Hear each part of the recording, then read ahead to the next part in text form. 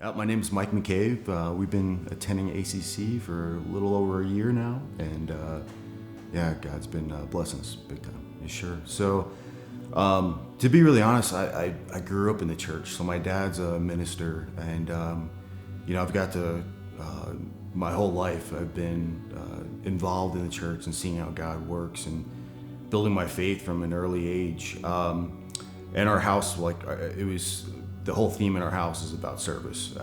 And so, for me, how I felt I was going to serve, my family, my community, my country, I decided to join the military. And it was right around the time of 9/11. So I figured if I was going to be in the military, I wanted to be, and going to war, I wanted to be with the best of the units I could be with. And so I tried out for the Special Forces and made it, became a Green Beret in the Army. And it was an incredible, absolutely incredible career. I loved it. I loved what I did. I've had many close calls where I was able to see God deliver. One in particular that I'd share with you right now is a time. It was actually October 8, 2014, and so I was a Green Beret, and I was probably deploying anywhere from 250 to 270 days a year on average. It was constantly gone. Our family went through a pretty intense tragedy. My wife had some very bad complications and got very ill, had a miscarriage, and we lost our second child. And it developed into a lot of complications where she needed many surgeries after, and basically it brought to the point where we couldn't have any more kids.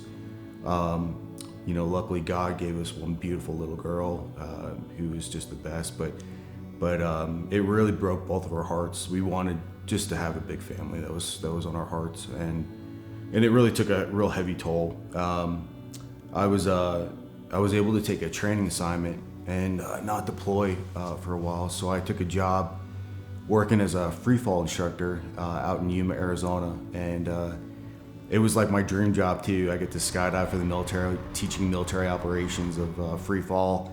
It's you've probably seen stuff like that on the movies where guys are jumping out of planes in the middle of the night at 18, 20, 25,000 feet, and I got to do that on a daily basis and teach. And so I really enjoyed it. It was great. It was an opportunity to be home and take care of my family, be with my wife, and so it was definitely a great reprieve in that sense. But on October 8, 2014, I had a very young, inexperienced student. It was his seventh jump, and he was doing his first combat equipment jump. And he wound up, the jump was a very simple one during the day. All he had to do was turn left, do a 360 turn right, go forward through the air, pull his chute at 4,000 feet, and the jump was over. And during that jump, somewhere around 7,000 feet, he wound up going to this really wicked spin. Wound up getting on his back, and because he had all this equipment on, he just kept spinning, and it just put him into this G-force. There wasn't much that could be done. Myself and the other instructor, we fly almost at an arm's distance with him the entire jump, and I remember the two of us just diving in, like covering our heads. Even though you're wearing a helmet, you're still just getting kicked like a horse is kicking you as you're trying to dive in and grab him. And that's what we're trying to do, is get him so we could turn him over, pull his chute, and save him.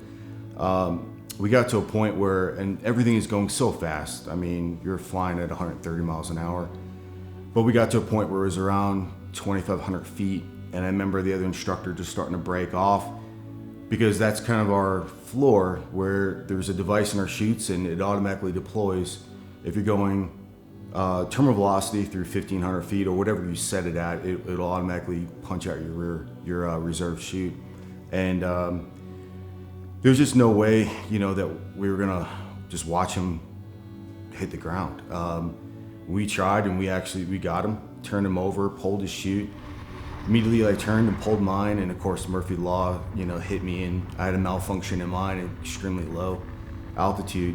And when I threw my main out, I didn't realize, but my reserve deployed because I went through 1,500 feet at terminal velocity, and the two chutes collided and tangled underneath me. And I remember specifically and verbatim, I remember yelling out, and it's in the wind, nobody can hear me, but I just said, "God, please spare my life." And and I know he doesn't owe me anything. I'm not owed any grace or any mercy. And I hit the ground. I found out later I hit the ground at 119 miles an hour. I was alive, and God spared my life. I still paid for my consequences. I paid for my choices. I was a mess. I shattered my lower body. My pelvis broke in half. I fractured vertebrae. I had a severe brain injury. I had brain bleeds. They life-flighted me to the nearest hospital. And then that began the process of just this long recovery, which was probably the darkest year of my life. But I remember a couple of times that, God's provision through all this was incredible. I remember every doctor I had, and I went to 4 different hospitals for different specialties. The doctor that worked on my lower body, he told me after, he said, "Well, I was just going to cut both your legs off. Your right leg had a dying bone in it, and we just gave it a shot anyway, so don't expect to ever walk again." And then I had a brain doctor tell me, "You're never going to be..." Cognitively, I was a mess. I had massive vertigo every day, massive migraines. Couldn't really read. My eyes were always blurry. Cognitively, I was really hurting. And he's like, "You're never going to be the same. It's almost like just stop trying." And this is not. It's not what God. That's not how we're built. It's not how we're taught. We're taught to fight. We're taught to persevere. And I remember later the head surgeon came in, and initially when I came out of the coma, he came in, and this is where I knew God put him in my life. He walked in and he said to me, he said, "Do you mind if I pray for you?" And I said, "Yes, sir, that'd be great." And I remember him ministering to me right there and praying, and just uplifted me. And then later, after I went through some of these specialty doctors and just receiving all this negative news constantly, everything was negative. He came in and he just wanted to see how I was doing and ministered to me. And I remember my parents being in the room, my wife was there, and he said, he prayed for me again, and he said, "I'm going to recite something." He recited Isaiah 54:17, which to me, what it states in there basically is that no weapons will prevail, and the tongues of negativity do not listen to that. And I'm extremely paraphrasing that. I probably should read it. But he basically told me, stop listening to all the negativity. Stop listening to these other doctors. You're going to be okay. You're going to make it through it. And gave me that little bit of hope. And it was what I needed. And throughout this process, that's where I saw the encounters of God in my life, where I needed that little bit of hope to push through. Later, going through the process of trying to walk again and recovery and all the rest of it, I was just in massive pain. And I remember little things where every day was just an incredible amount of pain. And there were times that I would say, "God, I just need to know you're there." And out of nowhere, somebody would come to minister to me. My wife was an incredible support. I could not have done this entire process without her.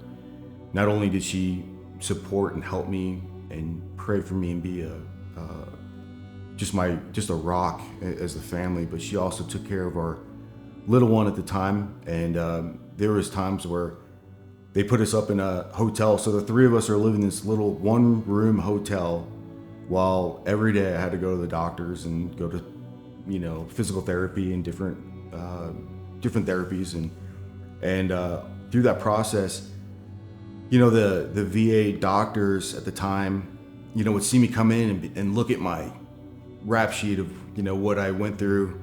And they said, "I don't even know how you're walking in here right now or how you're coming in this room."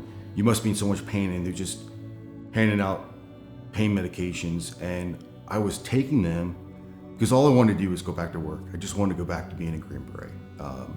And so I would just push through these workouts and just try to get stronger and stronger. And I remember at one point that my little girl just wanted to play or do something, and I got snappy with her, and my dad, who was there at the time, was visiting, and he looked at me. He didn't care I was sitting in a wheelchair or not.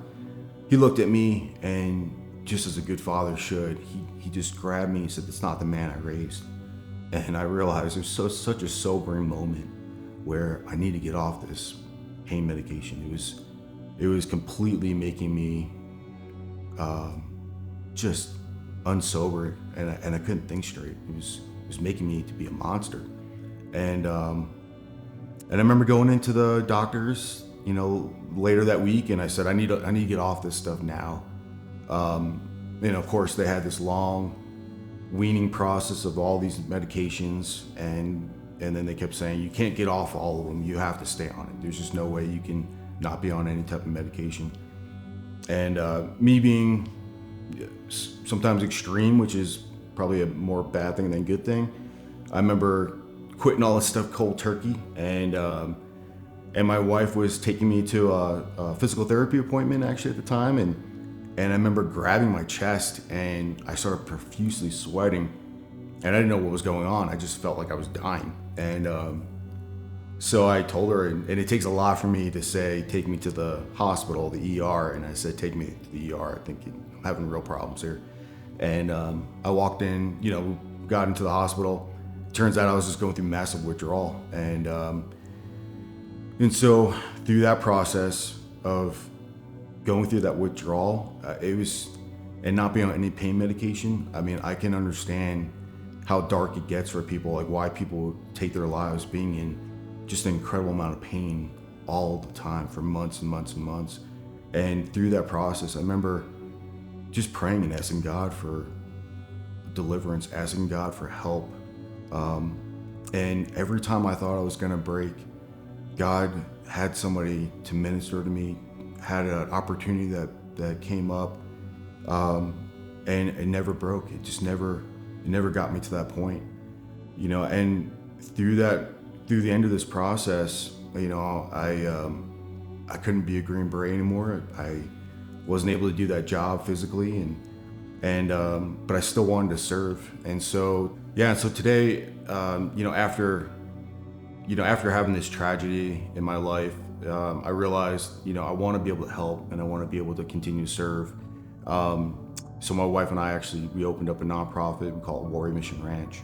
The reason we called it that is because, we wanted people to know two things. One, to have the heart of a warrior, to always keep fighting and always keep persevering, that's what a warrior really is, not how big or strong you are or anything else. It's the heart and the drive. And it's our opportunity to talk about God, to talk about deliverance and what God has done for us. And it gives me a chance to witness to my fellow veterans. And it's been great. God's blessed us. I mean, today, you would never know, like part of our program, we ride horses and we cowboy all over the West and working on ranches. And, two things that when I share my testimony come up, the reason I do it is, one, you can see God's deliverance.